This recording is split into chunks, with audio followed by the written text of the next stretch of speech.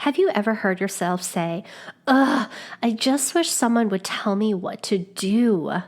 Seeking someone else to give you the answers? I mean, sometimes we need someone else to support us in seeing our blind spots. There is such rich medicine in this.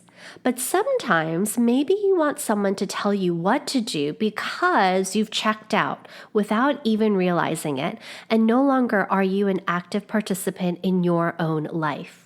Well, Starbeam, that's what energy coaching is all about. Being an active participant in your own healing because there is so much deep wisdom within you. Don't brush that off. Let me say that again. There is so much deep wisdom within you. Feel that as we dive into today's episode and explore the unique medicine and very clear difference between energy channeling and energy coaching. Welcome to the Devoted Way podcast, all about magic and miracles with me, Sora Schilling. It's time to hone in on your intuition, become artful, respectful, and nuanced with your relationship with energy, and live life based on your design. Your unique blueprint encoded with stardust from the ethereal realm and blood from those that have come before you. You know what to do and how to be, so trust in yourself. So there's a question that has come into my awareness, which is, what is the difference between coaching and channeling, especially in the energy world when we consider energy coaching, right? We've heard a lot of terminology around energy healing, but the term energy coaching might be slightly new. And so therefore, there may be an association that you have based on having energy work or energy healing done that has you consider what is the distinction. So when you have had possibly any energy work or energy coaching done or energy healing done, you may notice that either you're quite quiet or there is some expression or self-expression that happens. But the healer is there providing you with either some sort of somatic experience or some body healing or hands-on healing, or they may be providing you with wisdom that they're bringing forth from other dimensions, realms, your higher self. And so you are sitting there in this receptive space. And it is delicious. So first and foremost, I want to honor that there's a time and place, I always believe, to invite those that have such incredible gifts as channelers and as intuitives and empaths and energy workers and sound healers who provide so much access and information through them based on the connection they have with their guides and other dimensional council beings. And there are times where that is what's needed for you, right? That you get to sit, surrender into the experience, and really allow others to share with you what's happening, because you may not be able to see it. It may be part of your blind spot. So really honoring that. Here's the difference though. There's also times within you that you're going to notice that you are seeking someone else to tell you information and what to do in order for you to feel like someone is saving you. So there's one thing when you have an intuitive aligned hit that you are supposed to go and speak to this particular person who's going to channel information, right? Who's going to be open and provide information through them that will serve you, and that it feels really clear and clean. There's other times in your life where something's happening, it's challenging, you're wondering which direction to go to, and you hear yourself saying, I just wish someone would tell me what to do. Or I wish someone would just provide me with the answer. And then you start Googling, who can help me with this? What channelers are out there? Do I need to get a tarot reading or an astrology reading or human design reading? Or what kind of reading is required, or what kind of healer am I going to go through who's going to help me make everything better? Now, in that circumstance, my invitation and encouragement is to consider, what if you were coached instead?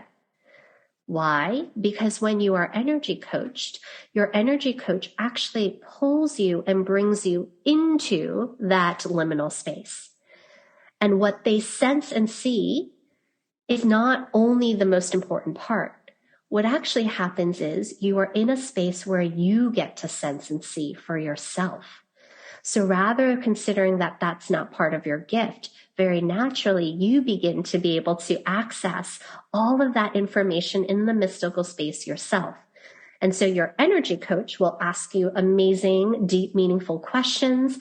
They will be there as your guide. They will share with you what else they may sense or see, or support you in really diving into the magic and into that transformative space. But you are the one actually doing it, doing the work, figuring out what's coming up and out for you, the information, the answers, and the channeling of stuff that is coming through. And so if you desire to be an active participant in it, where you are leading the way, where you get to trust yourself as your own healer, then an energy coach will support you in that, because you're in a space of desiring to be saved. And you realize you don't want to, right? That you want to take on that ownership. So there's definitely two distinct paths. There are often times where, not very often, but I think it's like every 5 years, I reach out to my specific astrologer and I ask for a little bit of my update as to what's been happening and what's to occur.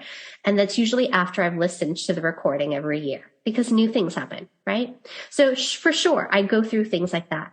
But at the same time, when it comes to my own internal experience of the direction I need to go through, I've come to a place now in my own evolution of my spiritual path that I seek no answer outside of myself, but rather I seek guidance and counsel from my coaches and my mentors. And I ask humbly if there are blind spots, for sure. But most importantly, I create space where much of that exploration and invitation to go through the tension and understand the hard lessons that are coming up is my own job.